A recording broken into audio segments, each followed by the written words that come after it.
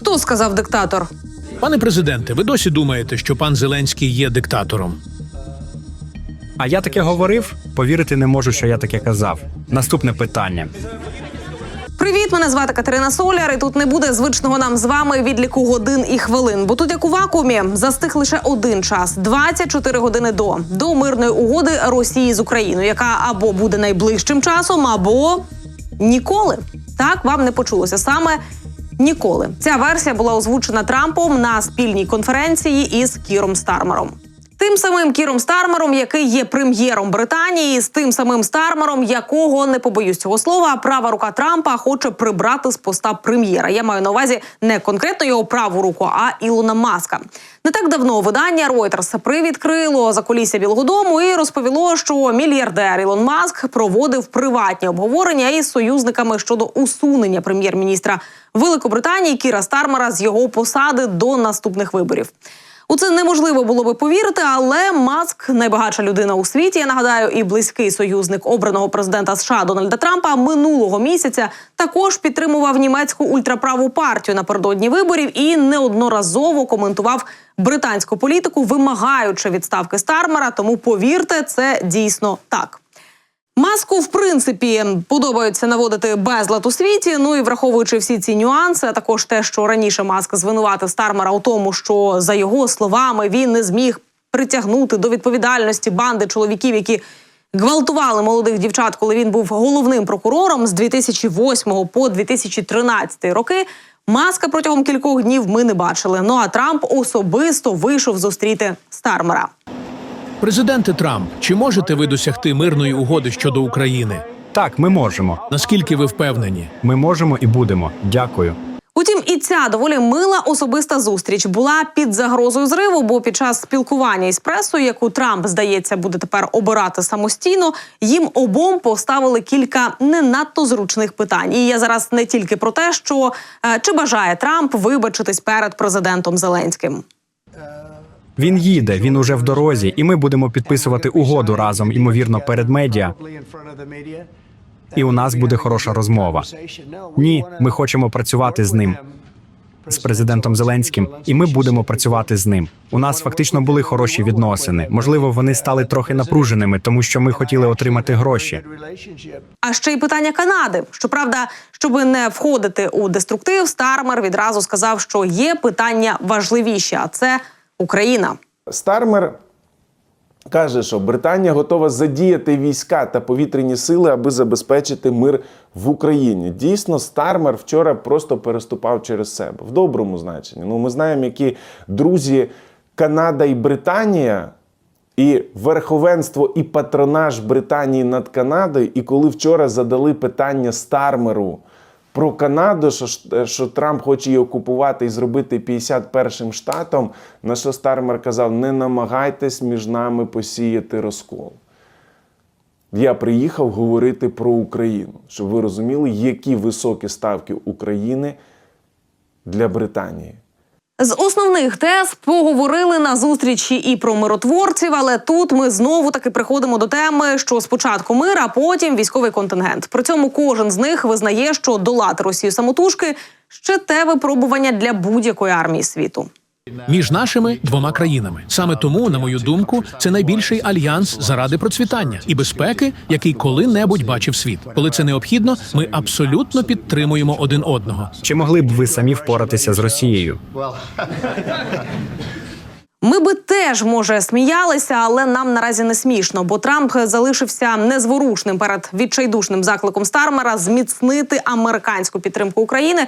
Зокрема, Стармер просив підтримати європейські зусилля щодо захисту України від будь-якого майбутнього вторгнення з боку Росії, наприклад, про повітряне спостереження США та прикриття з повітря, але Трамп відмовив у всьому. Також він відмахнувся і від запитань про те, що буде, якщо Путін знову нападе.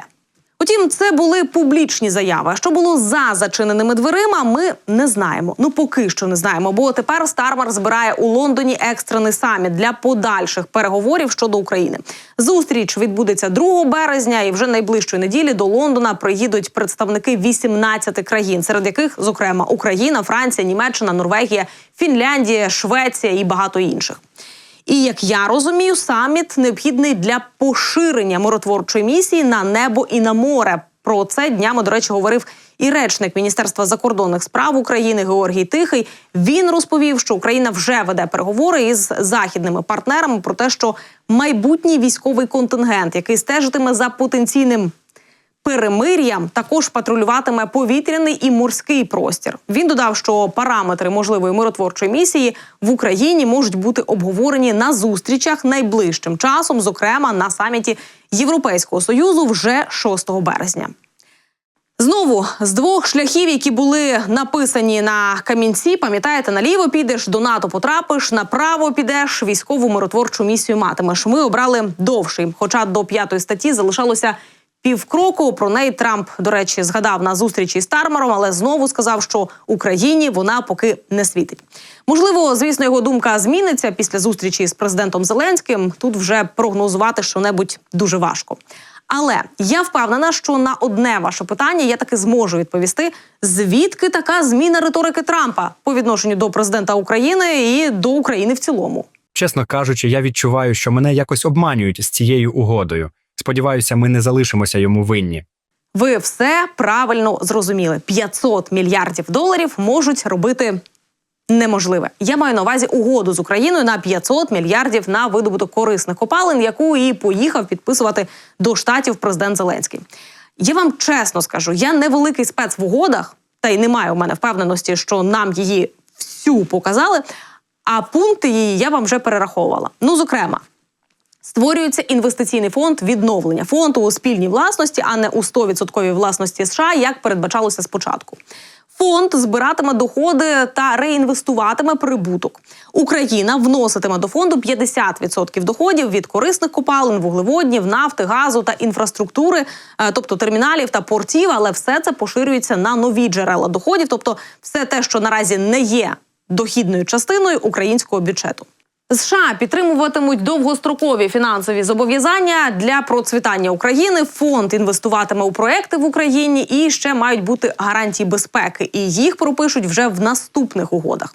Тобто угода про те, що домовились домовлятися. Подивився угоду з США щодо надр.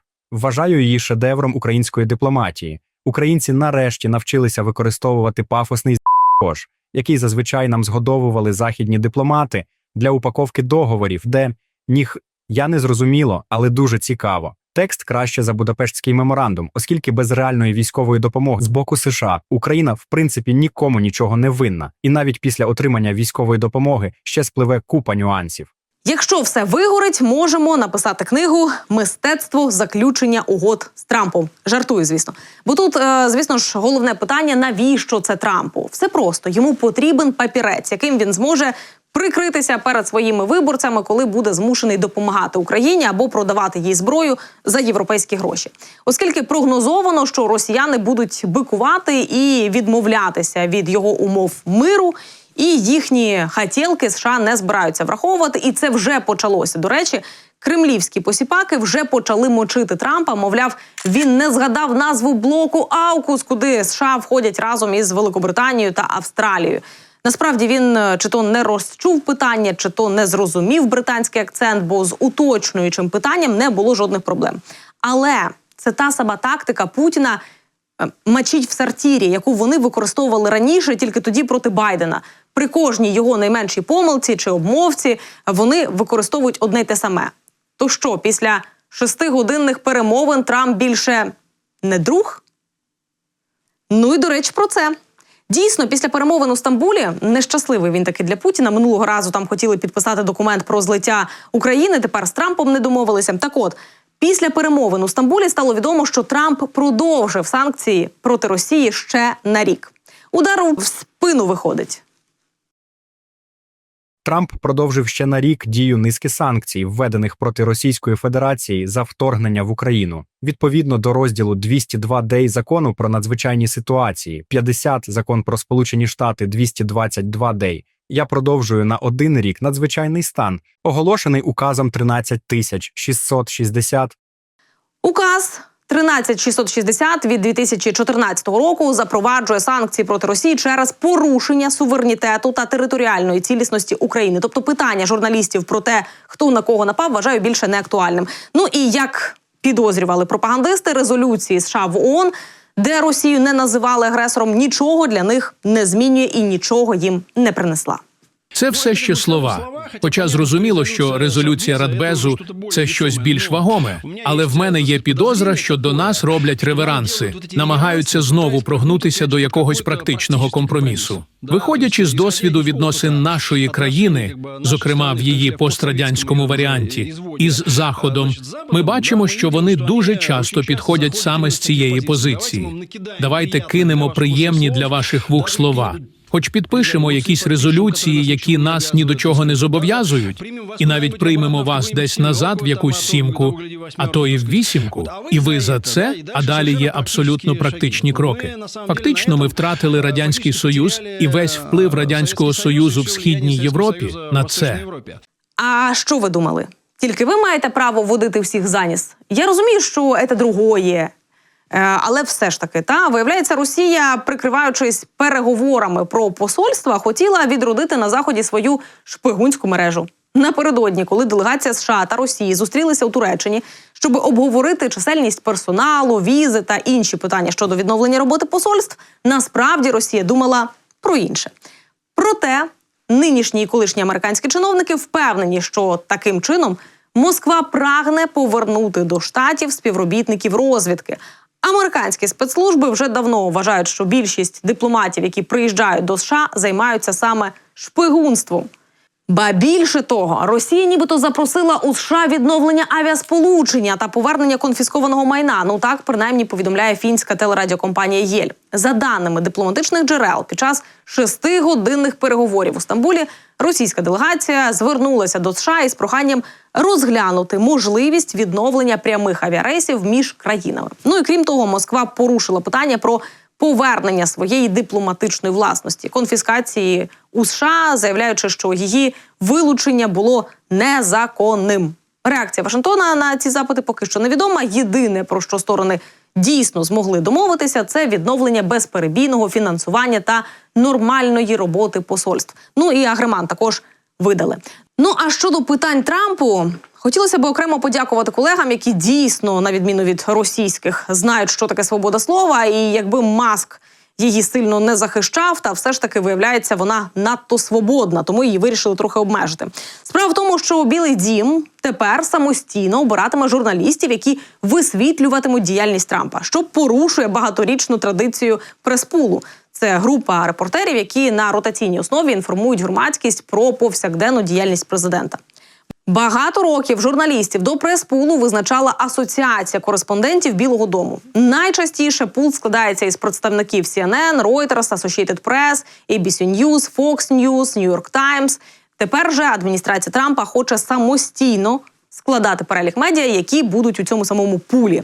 У Білому домі пояснюють це бажанням залучити нові медіа, сайти, стрімінги, подкасти і так далі. Водночас Асоціація кореспондентів Білого дому вважає, що Білий дім підриває незалежність вільної преси у Сполучених Штатах. Утім, у нас ще є можливість дізнатися від них, як пройде зустріч Зеленського і Трампа, а також очікуємо на інтерв'ю Зеленського Fox News. І, до речі, пам'ятаєте, напередодні видання писали, що нібито Трамп відмінив зустрічі з Зеленським, але Макрон вмовив його під особисті гарантії зустрітися з українським президентом. Так от, якщо це дійсно правда, то Макрон на цьому не зупинився. Макрон заявив, що Європа не повинна підкорятися США за президентства Трампа. Принаймні, так повідомляє французький телеканал. Французький лідер розкритикував щасливий васалітет європейських країн і закликав до більшої єдності та сили континенту в умовах американської політики щодо війни в Україні і загрози нових тарифів. Я бачу багатьох людей у нашій Європі, які кажуть, ми повинні бути добрими з американцями, це мене, потрібно зігнути спину. Підкресливши, що відповідь не полягає в підкоренні. Європа має подвоїти підтримку України, щоб компенсувати втрату допомоги від США, пише The Economist. І від початку 2022 року Європейський Союз і його країни-члени виділили 138 мільярдів євро на військову, фінансову і гуманітарну допомогу Україні. Це становить трохи більше як 0,2% їхнього сукупного ВВП. Водночас 0,4% ВВП не стане критичним навантаженням для європейських економік, і це вдвічі менше за внесок тієї ж Данії або ж на рівні допомоги Фінляндії. Тобто у нас є два шляхи. Або збільшення допомоги від Європи, або США нібито з нами і привітні, але про зброю говорити поки не хочуть.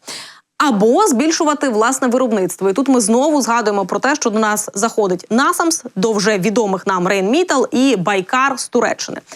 Ну або ж, як сказав Дональд Трамп, подивимося, що буде з мирною угодою. Або це буде досить швидко, або цього взагалі не буде. Причому він повторив це двічі. Перший раз у вступній промові, і другий, коли відповідав на запитання. І напередодні теж, до речі, ця фраза звучала. Я читаю це так, поки що. Моя суб'єктивна думка, що якщо не буде ceasefire, швидкого рішення про зупинку вогню, то тоді все інше, я маю на увазі вже перемовини про мир і події далі, вони не прогнозовані на сьогодні. Тобто і Дональд Трамп на сьогодні в цьому процесі себе не бачить. Але це на сьогодні. Я думаю, що все може змінитись, і я впевнений, що США будуть частиною перемовин, очевидно, стосовно миру. Не стосовно перемир'я цього, що зараз на наших очах розвалюється. Давайте скажемо, що вони не досягають результату, росіяни не приймають таку позицію, хочуть все, хочуть капітуляції України. І все далі ті дискусії, ту інформацію, яку отримує президент США, вона може йому не подобатися, але це факти. Це факти, які говорять про те, що прийдеться переходити до більш складного процесу. Йому не хочеться внутрішньо до цього переходити, він собі залишає такі для відступу позиції, що хай Європа бере, гарантії безпеки бере. Це на сьогодні його позиція. Що буде далі, мені важко спрогнозувати. Те, що він вже не впевнений на 100% в угоді, це зрозуміло. Лавров висуває ультиматум та не показує жодної готовності до реальних переговорів. Мене бентежить ось це, чи цього взагалі не буде. Бо звучить воно або мені це вдасться, або я умиваю руки. І розбирайтесь, власне, самі. З військової точки зору я можу сказати, що на сьогоднішній день якихось, скажімо, таких змін на фронті, які б свідчили про те, що там відбуваються перемовини і є бажання Росії припинити вогонь і так далі, взагалі вони непомітні. Тобто відбуваються значні активні бойові дії, хоч можна сказати, що дійсно цього тижня головнокомандувач Збройних сил України генерал Олександр Сирський, який працює безпосередньо на фронті, на різних ділянках і дуже часто там буває, він сказав про те, що вдалося призупинити дещо просування ворога. І є такі, обережно скажу, позитивні тенденції. Але точиться війна, ідуть запеклі бої, і, в принципі, готовність і настрої такі, що потрібно відбивати атаки і продовжувати знищувати ворога. Власне кажучи, ось це те, що можна сказати з військової точки зору. І, звичайно, бажання підкріпити нашу позицію силою, тобто, щоб дійсно забезпечити і можливість нашим дипломатам говорити з сильної позиції. Над цим теж працюють Сили оборони України. Хоча, власне, цим ми і займаємося. Вже 3 роки повномасштабного вторгнення і 12-й рік відтоді, як розпочалася війна Росії проти України. Тож стежимо і за руками, і за словами Трампа. В наступні 24 години заяв буде багато.